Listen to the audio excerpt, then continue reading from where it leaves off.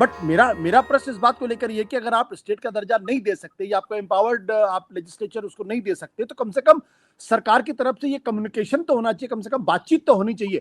But Yashovardhan आजाद साहब, ये जिस तरीके से आपने पूरा एफसीआरए का रजिस्ट्रेशन कैंसिल कर दिया, एक तरीके से पीएससी की धमकी दी जा रही है, तो और सीबीआई की जांच हो रही है, ये तो उस नेशनल सिक्योरिटी के पॉइंट ऑफ व्यू से ज्यादा सेंसिटिव मामला होता जा रहा है, क्योंकि वांगचुक वहां के अपने लोग हैं, रेस्पेक्टेड लोग हैं, न केवल हिंदुस्तान के अंदर बल्कि हिंदुस्तान के बाहर भी काफी उनकी रेस्पेक्ट है। और अगर आप उनके साथ इस तरीके के व्यवहार करें तो लोग तो और नाराज होंगे, और अगर लोग और नाराज होंगे तो फॉरेन फोर्सेस को वहां और प्ले करने का मौका मिलेगा।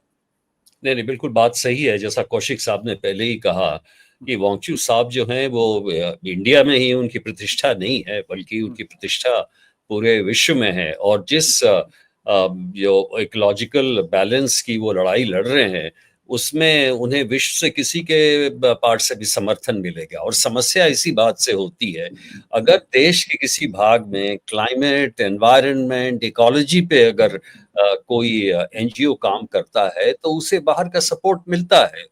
अब हो सकता है उसमें कुछ ग्रीन पीस वाले भी हों, बाकी लोग भी हों, लेकिन ये बिकॉज ये एनवायरमेंटल अवेयरनेस एक पूरे अंतर्राष्ट्रीय स्तर पे एक बहुत बड़ा मामला है, और सही मामला है बल्कि। तो इसमें फॉरेन फंडिंग होती है।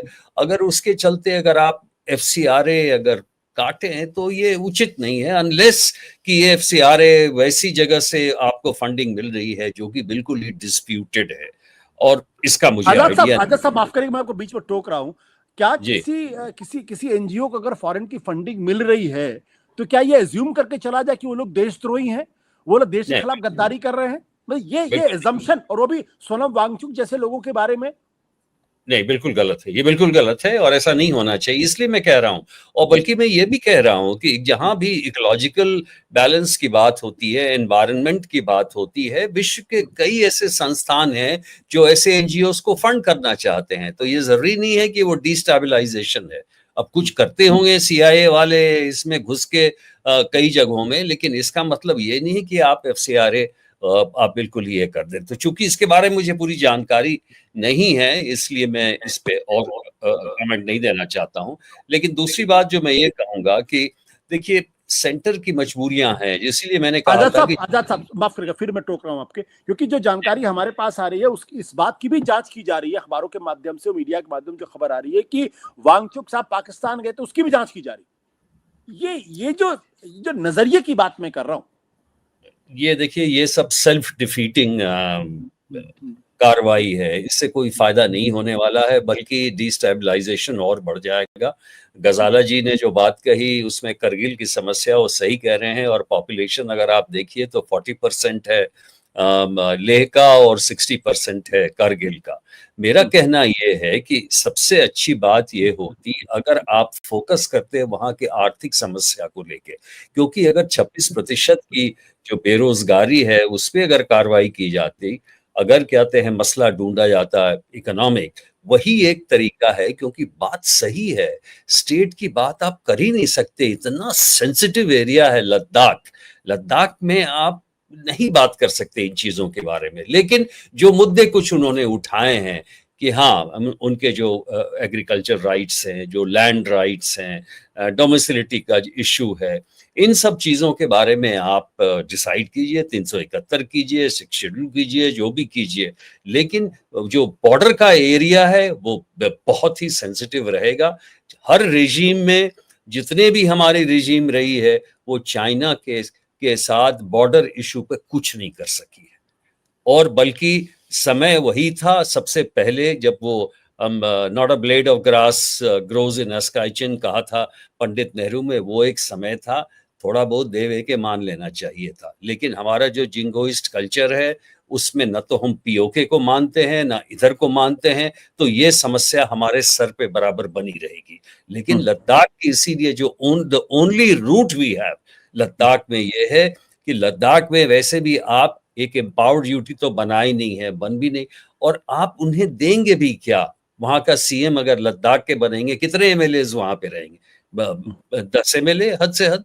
और डिलिमिटेशन में पता नहीं कितने एमएलए आप वहां पे लाएंगे। मेरा ये कहना है कि जो सबसे सिंपल तरीका था, जैसे जम्मू कश्मीर में को के स्टूडेंट्स वगैरह को हमने यहाँ पे अंदर लाने की कार्रवाई की है। नॉर्थ ईस्ट के लोग जो हैं पूरे देश में हॉस्पिटैलिटी इंडस्ट्री वगैरह में काम कर रहे हैं। उसी तरह ये बहुत ही आवश्यक था कि लद्दाख से भी हम उनके लोगों को, कारगिल से, लेह से लेकर पूरे देश में उनको अपॉर्चुनिटीज देते, एजुकेशन में देते, जॉब्स में देते, सब कुछ में देते, जो कि नहीं हुआ।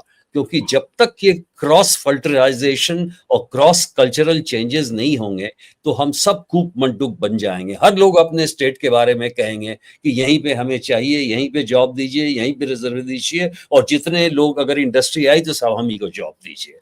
तो अब जो मौका हमने खोया है, मुझे नहीं मालूम अब क्या हो सकता है। आप पीएससी बना देंगे तो वो एक बड़ी सिंपल। आजाद साहब, आप तो पुराने आईपीएस ऑफिसर रहे हैं, आपको लगता है क्या मिसहैंडल किया गया है इस सिचुएशन को?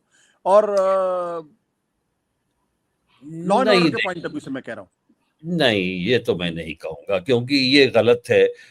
वहां पे एजिटेशन हुआ, ठीक है, सही बात के लिए एजिटेशन हुआ, और उत्तेजना इसलिए फैली कि वो जो भूख हड़ताली थे दो की स्थिति बहुत ही क्रिटिकल हो गई। लेकिन देखिए, जलाया गया और ऑफिसेस को अटैक किया गया। ऐसे में पुलिस के पास क्या तरीका है? अब कुछ लोग बोल रहे हैं मजिस्ट्रियल करके, what nonsense is this magisterial? Tell me, कहते हैं police anywhere in the world, वो तो छोटे चीजों में पीछे हथकड़ी लगा के ये करती है। यहाँ तो पुलिस ने धक्का खाया, गाली खाई, जूते खाए, लाठी खाई, इंजर्ड हुए, दोनों तरफ से इंजर्ड हुए। तो ये कहना कि बड़ा दमन हुआ है और दमन चक्र चला है, ये मैं इस बात को नहीं मानता हूँ। गाड़ियां जली हैं, ऑफिस, तो इसको मैं मिस हैंडलिंग नहीं कहूंगा। जैसा हुआ उसकी प्रतिक्रिया हुई। मिस हैंडलिंग हुई है पॉलिटिकल लेवल पे, एडमिनिस्ट्रेटिव लेवल पे। पुलिस के बारे में ब्रुटैलिटी हुई, वो दूसरी चीज है, लेकिन एजिटेशन कंट्रोल करने का और कोई तरीका नहीं। बिल्कुल। बट आजाद साहब, जिस तरीके, साहब माफ करेगा, कौशिक साहब, जिस तरीके से अब ये कहा जा रहा है कि 3 लाख 3.5 लाख रुपए जो उनके अकाउंट में डिपॉजिट किए गए, 56,000 रुपए कुछ इधर उधर डिपॉजिट, ये सब बड़े फ्रिवलेस से आर्गुमेंट दे के सरकार आखिर कहना क्या चाहती?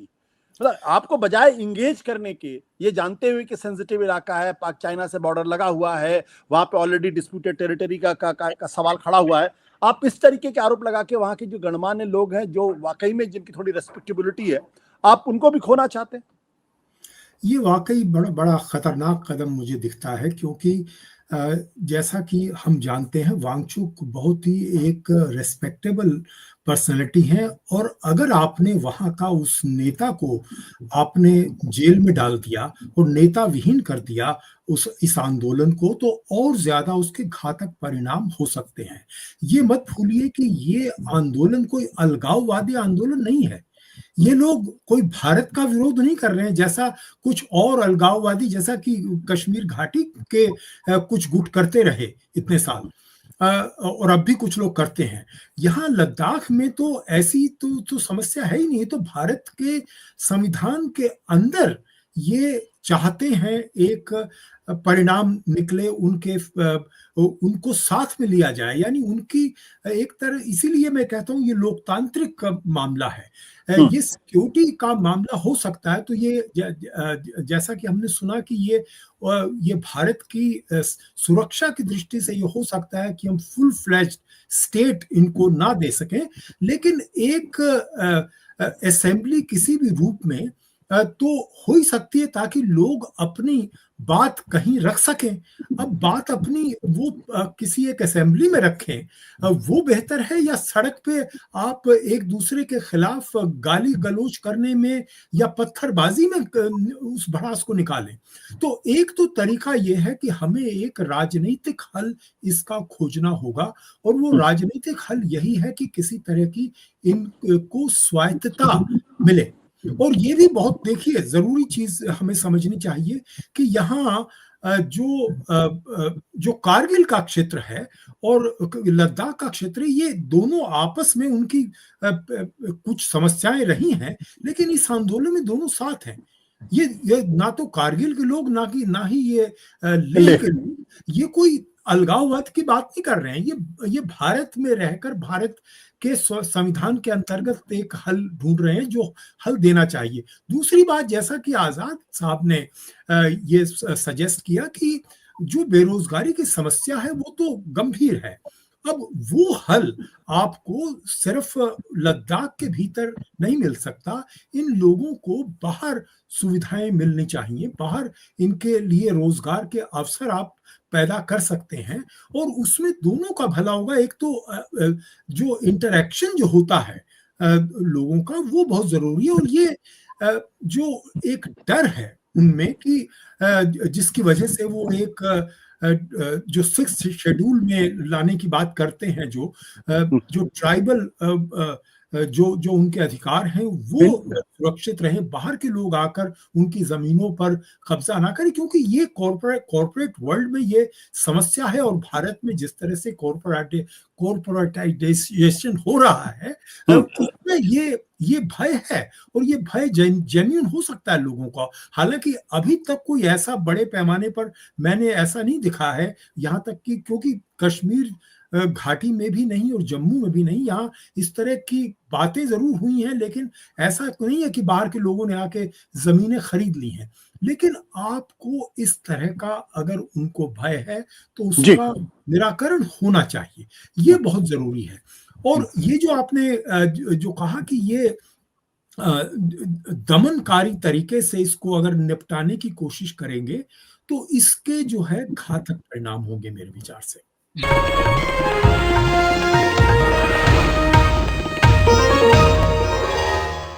Copyright disclaimer under Section 107 of the Copyright Act 1976. Allowance is made for fair use for purposes such as criticism, comment, news reporting, scholarship, and research. Fair use is a use permitted by copyright statute that might otherwise be infringing.